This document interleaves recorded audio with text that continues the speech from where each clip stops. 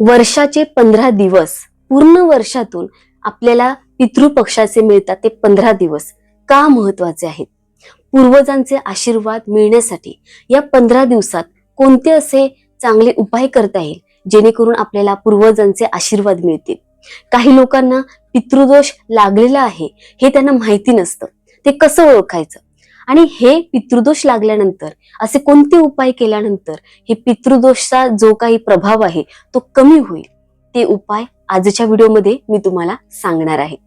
नमस्कार, मी प्रियांका आपल्या सर्वांचे अगदी मनापासून पुन्हा एकदा आजच्या नवीन व्हिडिओमध्ये स्वागत करते. तर मित्रांनो, पहा, पितृदोष आपल्याला आहे की नाही हे कसे ओळखायचे? पण त्याआधी मी तुम्हाला सांगेन या वर्षीचा पितृपक्ष कधी सुरुवात होतो. तर बघा, श्राद्ध पक्ष सुरू होत आहे 7 सप्टेंबर ते समाप्त होणार आहे 21 सप्टेंबर पर्यंत. तर बघा, या 15 दिवसाच्या कालावधीमध्ये तुम्हाला असे कोणते उपाय करायचे आहे जे उपाय केल्यानंतर जो तुम्हाला पितृदोष लागला असेल, पूर्वजांचे काही दोष तुम्हाला लागले असतील, तर ते सगळे दोष हळूहळू नष्ट व्हायला मदत होतील. तर पहा, हा पितृपक्ष अगदी 7 सप्टेंबर म्हणजे उद्यावर चालू होणार आहे आणि या दिवशी मोठं ग्रहण सुद्धा आहे 7 सप्टेंबरला. तर बघा, पहिल्या दिवशी तुम्हाला काय करायचे आहे, कोणते नियम आहेत, या संदर्भात अगदी व्यवस्थित तुम्हाला शांतपणे माहिती सांगणार आहे, उपाय सांगणार आहे. तुम्ही सुद्धा शांतपणे हा व्हिडिओ पहा आणि हा 15 दिवसांचा जो उपाय आहे तो करून पहा. पण त्याआधी मी तुम्हाला सांगते की पितृदोष कसा ओळखायचा. काही लोकांना माहितीच नसतं की पितृदोष कसा लागतो. तर बघा, विनाकारण घरामध्ये जर एकमेकांमध्ये, घरातील सदस्यांमध्ये सतत भांडण होत असेल, काही ना काही मतभेद होत असतील, किंवा विवाह जमत नसेल, विवाह होण्याआधी काही अडचणी येत असतील, किंवा विवाह झालाय पण संतती होत नाहीये, संतती होण्यामध्ये अडचणी येत आहे, संतती सुद्धा झाली पण त्यानंतर सुद्धा खूप सारे प्रॉब्लेम घरामध्ये येत असतील, किंवा स्वप्न तुम्हाला वाईट पडत असतील, आणि अशा प्रकारे जर तुमच्या घरामध्ये वातावरण निर्माण होत असेल, सतत नकारात्मक ऊर्जा तुमच्या घरामध्ये तुम्ही अनुभवत असाल, तर पहा, तुमच्या घरामध्ये पितृदोष आहेच. तर हा पितृदोष घालवण्यासाठी आपण काय करायचं? तर काही लोक म्हणतील की आम्ही पितृदोष घालवण्यासाठी आम्ही पूजा वगैरे केलेली आहे, पंडितांशी बोलून, गुरुजींशी बोलून आम्ही घरामध्ये पूजा सुद्धा केली आहे, मंदिरामध्ये पूजा केली आहे. पण बघा, ती पूजा तुम्ही त्यांच्याद्वारे करून घेतली आहे, तुम्ही स्वतः सुद्धा केली आहे, पण पूर्वजांसाठी तुम्ही स्वतःहून काय असं केलं आहे जेणेकरून तुमच्यावरती पूर्वज खुश होतील, तुम्हाला आशीर्वाद देतील, तुमच्यावर कृपा त्यांची राहील? तर ती कृपा राहण्यासाठी तुम्हाला या पितृपक्षामध्ये, या 15 दिवसामध्ये हा जो मी उपाय सांगणार आहे तो करायचा आहे. तुम्ही जेव्हा स्वतःहून हा उपाय कराल तेव्हा तुमच्यावरती तुमच्या पूर्वजांची, पितरांची जी काही कृपा राहणार आहे ती अफाट राहणार आहे, म्हणजे कायमची राहणार आहे. तर हा जो पितृपक्षाचा कालावधी आहे, यामध्ये, या दिवसामध्ये, 15 दिवसामध्ये तुम्हाला हा उपाय करायचा आहे. उपाय मी सांगतेच, पण त्याआधी तुम्हाला काय नियम पाळायचे ते सांगते. बघा, तुमच्या घरामध्ये दक्षिण आणि पश्चिम या कॉर्नरमध्ये जर कोणता लाल कलरचे, हिरव्या कलरच्या किंवा काळ्या रंगाचे वस्तू ठेवल्या असतील, किंवा तिथे खूपच स्पेस असे, म्हणजे मोकळं नाहीये, खूप वस्तू तिथे भरल्या असतील, तर त्या वस्तू तिथे बाजूला करा. थोडीशी मोकळी जागा करा, थोडंसं ते तिथलं जे वस्तू आहेत ते बाजूला करा.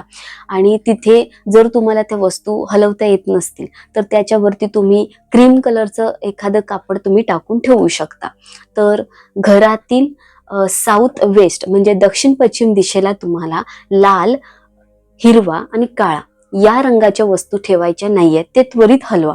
त्याच्यानंतर दुसरा एक नियम आहे, पूर्वजांचा फोटो तुम्ही कुठे लावायचा आहे? तर पूर्वजांचा फोटो तुम्हाला बघा, दरवाजाच्या वरती, खिडकीच्या वरती लावायचा नाहीये, किंवा तुमच्या देवघरामध्ये पूर्वजांचे फोटो ठेवायचे नाहीयेत. तर तुम्ही कुठे ठेवू शकता? दक्षिण पश्चिम म्हणजेच साऊथ वेस्ट कॉर्नरच्या त्या दिशेला तुम्ही ठेवून देऊ शकता. त्याच्यानंतर बघा, तिसरा नियम सांगते की तुम्ही पूर्वजांचे तुमच्या घरामध्ये फोटो आहेत तर त्या फोटोला तुम्हाला चंदनमाळ जी मिळते ती चंदनाची माळ तुम्हाला घालायची आहे आणि ही जी माळ आहे ती तुम्हाला दर 6 महिन्याने चेंज करायची आहे. तर या गोष्टी पूर्वजांच्या संबंधित आहे त्या तुम्हाला सांगितले. आता या पितृपक्षाच्या कालावधीमध्ये 15 दिवसामध्ये घरामध्ये मोठं सेलिब्रेशन काही करायचं नाही. धूमधडाक्यात तुम्हाला बर्थडे कोणाचे असतील तर ते तुम्हाला साजरा करायचा नाही. अगदी साधं सिंपल राहण्याचा तुम्ही प्रयत्न करा. ते खूप जास्तीत जास्त महत्वाचं आहे. फक्त या 15 दिवसात तुम्ही सांभाळून घ्या. घरामध्ये काही साजरं करायचं नाही आहे किंवा तुम्हाला एक नवीन कपडे खरेदी करायचे नाही आहेत. जास्तीच गरज पडली, कोणाचा बर्थडे आहे तर तुम्ही अगदी साध्या सिंपल मध्ये ते करू शकता आणि मुलाला त्या दिवशी तुम्ही ते नवीन कपडे घालू शकता, पण स्वतःहून असं करू नका. तर त्याच्यानंतर तुम्हाला त्या दिवशी या 15 दिवसामध्ये केस कापायची नाहीत, पुरुषांना दाढी वगैरे करायची नाहीत. असे जे नियम आहेत शास्त्रात ते मी तुम्हाला सांगते. काही लोक या गोष्टीला पाळतात, काही लोक पाळत नाही. तुम्हाला जर वाटलं तर तुम्ही पाळू शकता. त्याच्यानंतर आता मी तुम्हाला उपाय सांगायचा प्रयत्न करते. उपाय साधा सोपा आहे, घरातल्या वस्तू वापरून करायचे आहेत आणि तुम्ही ते करू शकता. तुमच्या पूर्वजांचे आशीर्वाद तुम्हाला पाहिजे असतील तर हा उपाय नक्की करा. तर उपायासाठी काय करायचंय बघा. पहिलं म्हणजे जेव्हा तुम्ही सकाळी उठणार तेव्हा उठल्यानंतर तुम्हाला तुमच्या पूर्वजांची हात जोडून माफी मागायची आहे. तुम्हाला नमस्कार करायचा आहे आणि तुम्हाला बोलायचं आहे की मी माझ्या हातून घडलेल्या कोणत्याही जे काही गोष्टी असतील, वाईट गोष्टी असतील किंवा तुमचं काही पूर्वजांचं काही राहून गेलं असेल किंवा माझ्या कुटुंबाकडून काही चुका घडल्या असतील, तुमचं काही राहून गेलं असेल करायचं, तर त्याबद्दल मी माफी मागतो आणि तुमचा आशीर्वाद माझ्या कुटुंबावर, माझ्यावरती कायमस्वरूपी असाच राहू दे, असं तुम्हाला माफी मागायची आणि आशीर्वाद मागायचा आहे. तर हा झाला पहिला उपाय.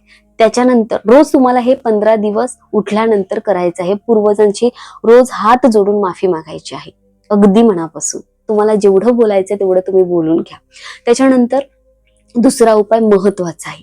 आता काय करायचंय, गव्हाचं पीठ तुम्हाला 1.5 किलो घ्यायचं आहे किंवा तुम्ही 1 किलो घेतला तरी चालेल. गव्हाचं पीठ घ्या.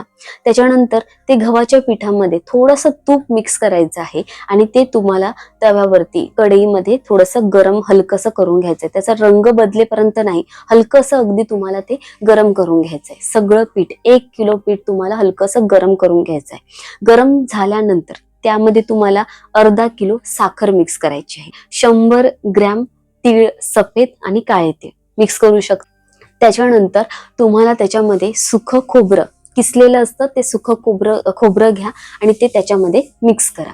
तर अशा प्रकारे ते मिक्स करून झाल्या गव्हाच्या पिठाचं जे आहे ते मिश्रण तुम्हाला एका काचेच्या कंटेनरमध्ये किंवा प्लास्टिकच्या कंटेनरमध्ये तुम्ही ते भरून ठेवू शकता किंवा प्लास्टिकच्या पिशवीमध्ये ते भरून ठेवू शकता.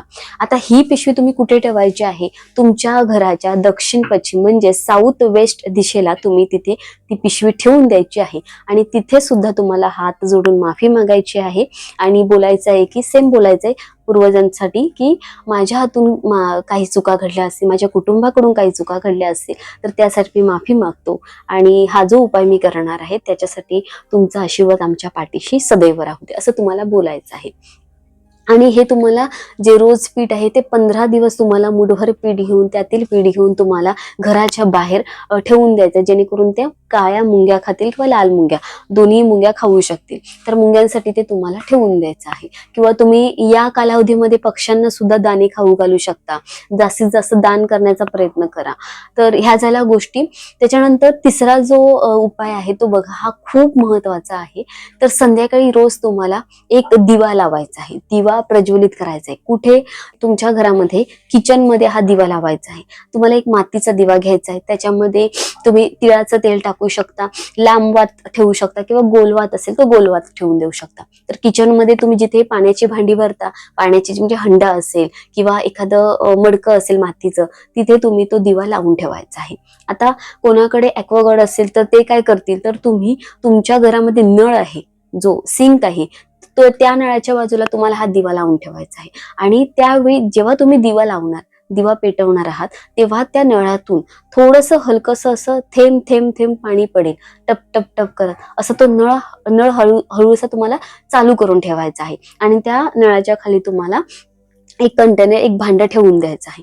जोपर्यंत दिवा विझत नाही तोपर्यंत तो नळ आहे पाण्याचा तो चालूच ठेवायचा आहे. फास्ट नाही तर एकदम हळूहळू, एकदम थेंब थेंब पाणी पडेल असं तुम्हाला तो नळ चालू ठेवून द्यायचा आहे. आणि ते पाणी जे आहे, दिवा विझल्यानंतर तो नळ बंद करा आणि ते पाणी तुम्ही तुमच्या झाडाच्या कुंडीमध्ये तुम्ही टाकून द्यायचं आहे, किंवा सिंक मध्ये टाकलं तरी चालेल.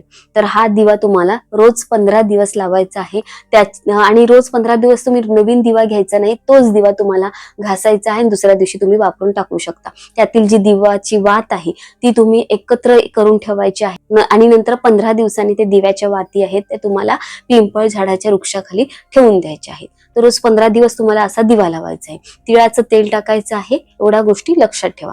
तर आजचा हा व्हिडिओ तुम्हाला कसा वाटला मला नक्की कमेंटमध्ये कळवा. आणि हे जे 15 दिवस मी तुम्हाला माहिती सांगितलेली आहे, या 15 दिवसामध्ये काय उपाय करायचे आहे ते नक्की आवर्जून करा. तुमच्यावरती तुमच्या पितरांचे, पूर्वजांचे आशीर्वाद कायमचे राहतील. तर मित्रांनो, हा व्हिडिओ तुम्हाला कसा वाटला मला कमेंटमध्ये नक्की सांगा. पुन्हा भेटूया पुढील नवीन व्हिडिओमध्ये. तोपर्यंत श्री स्वामी समर्थ. धन्यवाद.